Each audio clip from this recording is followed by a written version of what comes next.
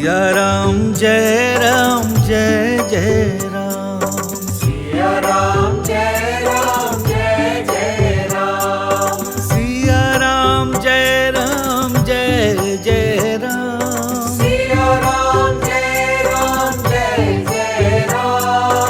रघुनंदन जय जय सिया राम। रघुनंदन जय सिया राम। जय जय श्री सीताराम। प्रिय भक्तजनों, रविंद्र जैन ग्रुप द्वारा प्रस्तुत की जा रही सुनो श्री राम कहानी के पिछले एपिसोड में आप सबने सुना कि कैसे अपनी माताओं, अपने कुल गुरु और अवधवासियों के साथ भरत जी चित्रकूट पहुंचते हैं। सेना सहित भरत जी का आना देखकर कैसे लक्ष्मण जी को क्रोध आता है और कैसे रामचंद्र जी भरत जी के सद्गुणों का बखान करके लक्ष्मण जी का क्रोध शांत करते हैं। साथ ही आपने ये भी सुना कि कैसे चित्रकूट में श्री राम और भरत जी का भावुक मिलाप होता है और कुल गुरु वशिष्ठ जी द्वारा पिता दशरथ जी का देहांत सुनकर राम जी शोक में डूबे हुए कठिन समय, नियम और व्रत का पालन करके उनकी अंतिम क्रिया करते हैं। स्नेही धर्म प्रेमियों, सुनो श्री राम कहानी के इस एपिसोड में हम आपको सुनाएंगे कि कैसे मर्यादा पुरुषोत्तम भगवान श्री राम ने अपने अनुज प्रेम मूर्ति, धर्म मूर्ति, त्याग मूर्ति भरत जी को समझाने के बहाने संसार की सारी मानवता को राजनीति की शिक्षा दी और पारिवारिक रिश्तों का मूल्य समझाया और संपूर्ण मानवता के लिए कैसे एक आदर्श उदाहरण प्रस्तुत किया है। 2 दिनों तक सारा अवध समाज शांत, नीरव, निशब्द समुद्र की भांति चित्रकूट में श्री राम जी के आसपास पड़ा रहा। 2 दिन बीत जाने पर करुणा निधान भगवान श्री रामचंद्र जी ने गुरुदेव वशिष्ठ जी से हाथ जोड़कर निवेदन करते हुए कहा, गुरुदेव, सब लोग यहाँ बहुत दुखी हो रहे हैं। जंगल का कंद मूल फल यही आहार करके दिनों को काट रहे हैं। भरत और शत्रुघ्न जी सहित माताओं को भी इस वन में घोर कष्ट हो रहा है। साथ ही अयोध्या के मेरे सभी प्रजाजन यहाँ वनवास का कष्ट सह रहे हैं। अतः मेरा निवेदन स्वीकार करें और आप इन सब को लेकर अयोध्यापुरी लौट जाएं। अयोध्या के अभिभावक, मार्गदर्शक स्वयं आप यहाँ वन में हैं। अयोध्या के पालक, संरक्षक पिताश्री महाराज दशरथ स्वर्ग में हैं। अयोध्या सुनी पड़ी है। ऐसे में आप सबका वहां होना नितांत आवश्यक है। राम जी के ये स्नेह भरे, करुणा भरे वचन सुनकर वशिष्ठ जी गदगद हो गए और कहने लगे, वत्स राम, तुम धर्म का आधार हो, तुम दया के भंडार हो। भला तुम ऐसी बात क्यों नहीं कहोगे? परंतु तुम्हारे वनवास से अयोध्या के समस्त प्रजाजन बहुत दुखी हैं। वे सब यहाँ रहकर कुछ दिन और तुम्हारा दर्शन करते रहेंगे तो सुखी रहेंगे। समस्त अयोध्यावासी मंदाकिनी में स्नान करते, राम जी का दर्शन करते और उनका गुणगान करते हुए वहीं रहने लगे। वहां के वनवासी भील की रात हर समय कंदमूल, फल, अंकुर और उपहार लेकर सारे अयोध्या वासियों की सेवा में उपस्थित रहते और यथा योग्य उनकी सेवा करके, उनका दर्शन करके अपने को धन्य समझते हैं। सीता जी जितने सासुएं थी उतनी ही रूप बनाकर सभी की आदर पूर्वक एक समय में ही एक समान सेवा करती थी। यह भेद राम जी के अतिरिक्त और कोई नहीं जान सका। राम जी, भरत जी, लक्ष्मण जी और शत्रुघ्न जी का आपसी प्रेम देखकर और सीता जी का सरल सेवा भाव देखकर कैकेयी माता को बहुत पछतावा हुआ। वे विधाता से प्रार्थना करने लगी कि मुझे मृत्यु दे दो, और धरती माता से वे प्रार्थना करने लगी कि तुम ही मुझे अपने आप में संभालो। परंतु ना ही विधाता उन्हें मृत्यु दे रहा था और ना ही धरती माता फटकर उन्हें अपने आप में समाहित होने का अवसर दे रही। वेद, शास्त्र और विद्वानों ने सत्य ही कहा है कि जो श्री राम जी से विमुख हैं उन्हें नरक में भी ठिकाना नहीं मिलता। प्रिय भक्तजनों, भरत जी को न रात में नींद आती थी न ही दिन में शांति। वे निरंतर चिंता में डूबे हुए थे।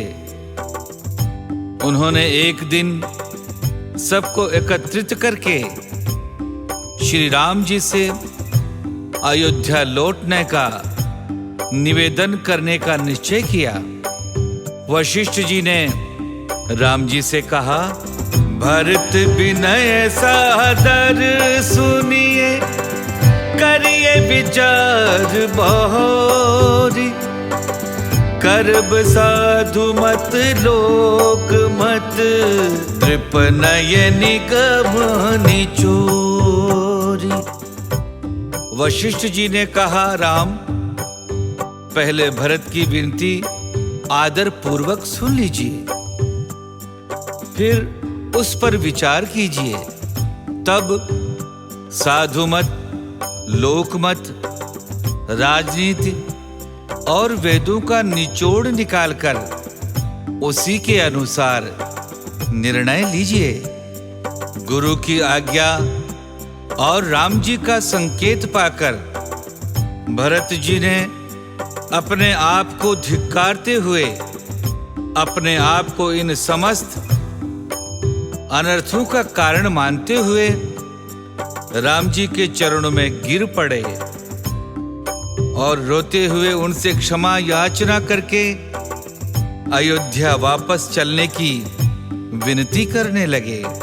सुनि अति बिकल भरत बरबानी, आरत प्रीति विनय नय सानी, शोक मगन सब सभा खबारू, मनहु कमल बन परे तुषारू। अत्यंत व्याकुल तथा दुख, प्रेम, विनय और नीति से भरी हुई भरत जी की उत्तम वाणी सुनकर सब लोग शोक में डूब गए। सारी सभा में विषाद छा गया। ऐसा लग रहा था मानो कमल के वन पर पाला पड़ गया हो।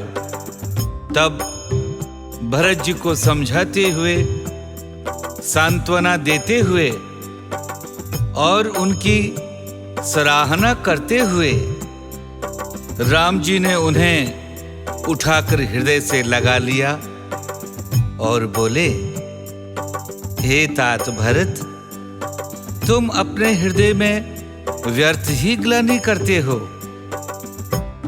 तीनों लोकों के सारे पुण्यात्मा पुरुष तुमसे नीचे हैं। मन में भी तुम पर संदेह करने वाले को ना इस लोक में कोई सुख यश मिल सकता है और ना ही परलोक में। माता कैकेयी को वे मूर्ख लोग ही दोष देंगे जिन्होंने गुरु और साधुओं की सभा का सेवन नहीं किया है, अर्थात जिन्हें वास्तविकता की समझ ही नहीं है। मिटी है ही पाप प्रपंच सब, अखिल अमंगल भार। लोक सुजसु परलोक सुख, सुमिरत नाम तुम्हार। प्रिय भरत, तुम्हारा नाम स्मरण करते ही सारे पाप, अज्ञान और समस्त अमंगलों के समूह मिट जाएंगे तथा इस लोक में सुंदर कीर्ति, यश और परलोक में भी सुख प्राप्त होगा। राम जी के वचनों पर सारा समाज साधु साधु कह उठा और भरत जी ने निवेदन करते हुए पुनः यही कहा कि भगवान, या तो आप अयोध्या वापस चलें या मुझे अपने साथ यहीं वन में रहने दें। नतरु जाहि बन तीनिउ भाई, बहुरी सिए सहित रघुराई। जहि विधि प्रभु प्रसन्न मन होई, करुणा सागर कीजिए सोई। भरत जी ने आगे कहा कि या फिर हम तीनों भाई वन को चले जाते हैं। हे प्रभु राम जी, आप सीता जी सहित अयोध्या लौट जाइए। हे दया के सागर, जिस प्रकार से आपका मन प्रसन्न हो वही कीजिए। कुल गुरु वशिष्ठ जी, मंत्रीगण और प्रजाजन सहित भरत जी राम जी को मना रहे थे और तभी जनक जी भी अपने सचिवों सहित वहां पहुंच गए। वहां उपस्थित ब्रह्मर्षि वशिष्ठ जी, मंत्रीगण, माताओं और समस्त प्रजाजनों सहित जनक जी ने भी भरत जी की बात का समर्थन करते हुए प्रभु श्री राम से अयोध्या लौटने का अनुरोध किया। तब राम जी ने उन सबको समझाते हुए जो वचन कहे, उन्हें रविंद्र जैन जी ने रविंद्र रामायण में बड़े ही भाव के साथ लिखा है। आप भी सुने। राम जी ने कहा, जो वचन निभाने हैं तू पिता श्री ने अपना तन त्याग दिया। हो उनकी कीर्ति न धूमिल, इसलिए हमने भी वनवास लिया। रघुकुल के वचन निभाने में ही सबकी नियत भलाई है। अब जैसा चाहे भरत कहे, वह स्वयं विवेकी न्यायी है।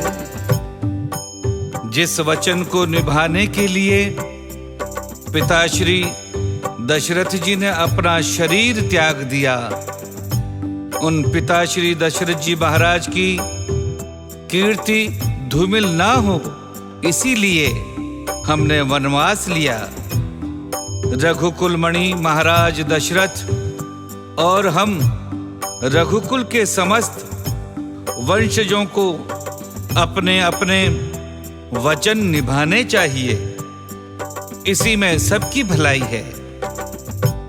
अब भरत जैसा चाहें वैसा करें और जो उन्हें उचित लगे वे कहें, क्योंकि वे स्वयं बुद्धिमान और न्यायप्रिय हैं।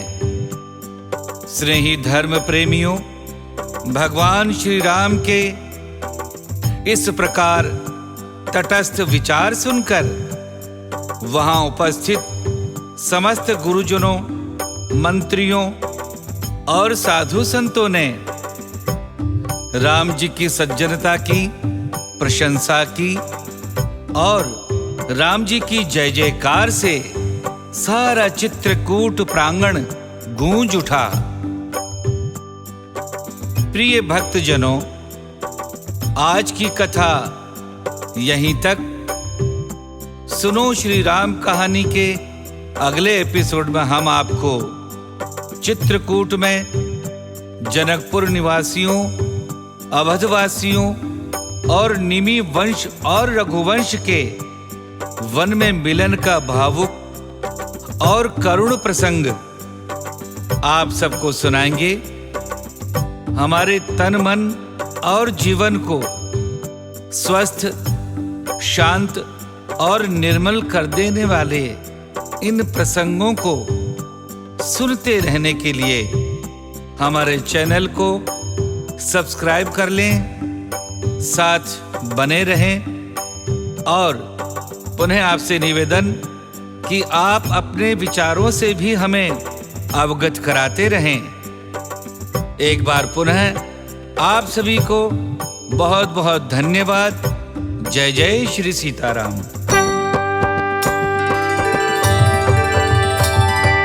सिया राम जय राम जय जय राम। सिया राम जय राम जय जय राम। सिया राम जय राम जय जय राम। सिया राम जय राम जय जय राम। रघुनंदन जय जय सिया राम। रघुनंदन जय जय सिया राम। रघुपति राघव राजा राम। रघुपति राघव राजा राम। पतित पावन सीताराम। पतित पावन सीताराम। सिया राम जय जय राम। सिया राम जय जय राम। सिया राम